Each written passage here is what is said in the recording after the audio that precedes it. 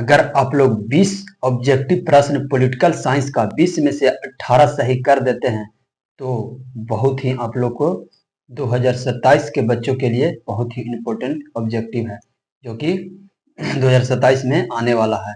तो आप लोग भूलिएगा बिल्कुल भी नहीं इस क्वेश्चन को आंसर देने के लिए। तो आइए देखते हैं पहला क्वेश्चन क्या है।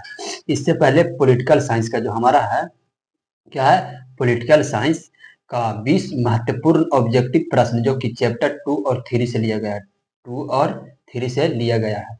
तो बहुत इंपॉर्टेंट ऑब्जेक्टिव है, तो आप लोग ध्यान से समझिए और देखिएगा और याद कीजिएगा, ठीक है।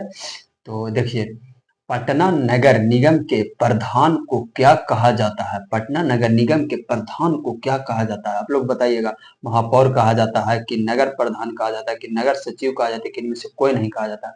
बताइए इनमें से कौन होगा, आपको जवाब देना है कमेंट बॉक्स में। तो इसका आंसर होगा ए, यानी कि महापौर का क्या हो जाएगा, महापौर हो जाएगा। तो आइए अब देखते हैं अगला क्वेश्चन। अगला क्वेश्चन में क्या है, अगला क्वेश्चन 2 में है, भारतीय संविधान के अनुच्छेद 19 में देश के सभी नागरिकों को कौन सा मूल अधिकार दिया गया, कौन सा मूल अधिकार दिया गया था? तो आप लोग जरूर बताइएगा इसका कौन सा मूल अधिकार दिया गया था। तो बताइए कौन सा मूल अधिकार दिया गया था, कौन सा मूल अधिकार दिया गया था? तो आप लोग जरूर बताइएगा कौन सा मूल अधिकार दिया गया था। चलिए क्वेश्चन के ऊपर चलते हैं। कौन सा मूल अधिकार दिया? स्वतंत्रता का अधिकार की संवैधानिक उपचारों का अधिकार की समता का अधिकार? बताइए कौन सा अधिकार? इनमें से कोई नहीं।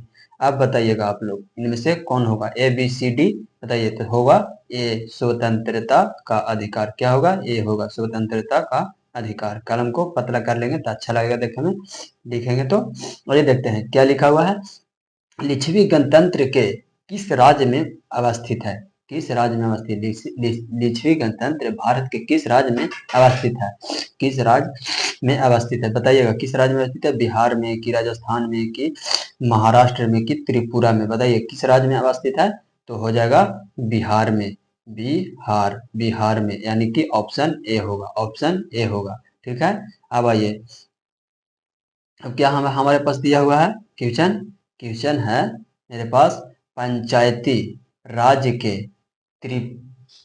त्रिस्तरीय स्वरूप में इनमें से कौन नहीं है? इनमें से कौन नहीं है, ये पूछ रहा है आप लोग से। तो आप लोग ध्यान से एकदम समझिएगा, बताने जा रहे हैं।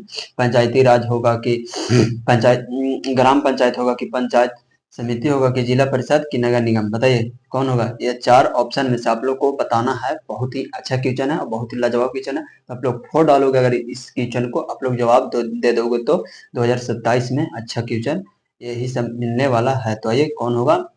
इसका ऑप्शन होगा नगर निगम, यानी कि ऑप्शन डी होगा, ठीक है, ऑप्शन डी होगा।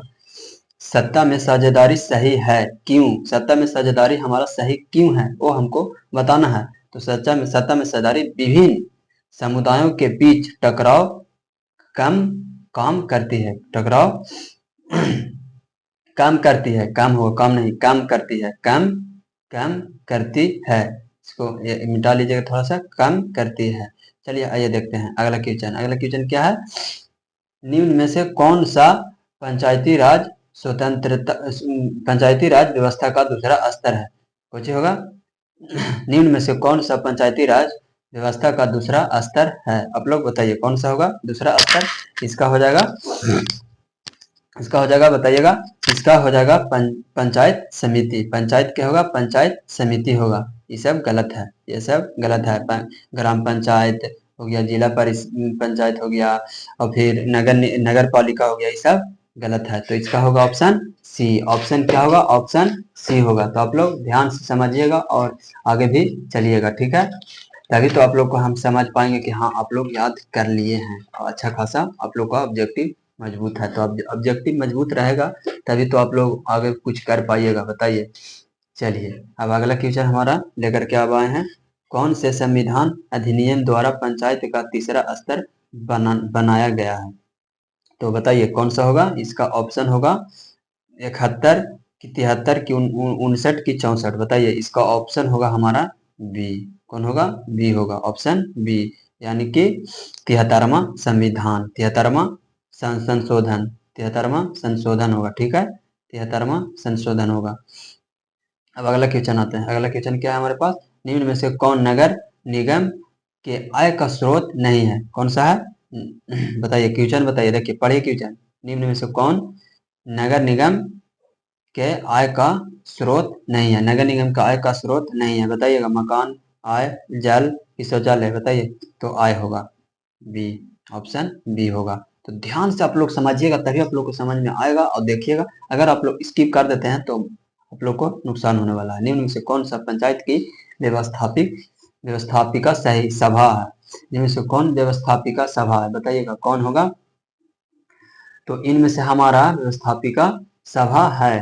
तो आप लोग थोड़ा सा गला बैठा हुआ, आप लोग टेंशन नहीं लीजिएगा, ठीक हो जाएगा जल्दी ही। तो आइए देखते हैं क्या है हमारे पास दिया हुआ। ग्राम सभा है, और फिर है हमारे पास ग्राम रक्षा दल, ग्राम कचहरी है। इनमें से कोई नहीं है। अब बताइए आप लोग कौन होगा? तो होगा ग्राम सभा, यानी ऑप्शन ए होगा। ऑप्शन ए होगा। चलिए आइए अगला क्वेश्चन। अगला क्वेश्चन हमारे पास है कि स्थानीय स्वशासन राज्य के नीति निर्देशक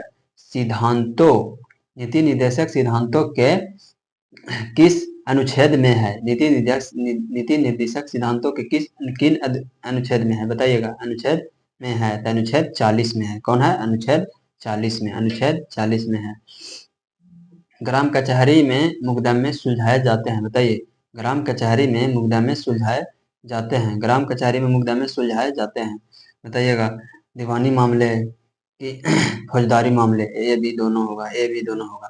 ऐसे नहीं सूझता है, होवे पर तो एक रील हो जाता है तो सूझता है। चलिए आइए अगला क्वेश्चन देखते हैं।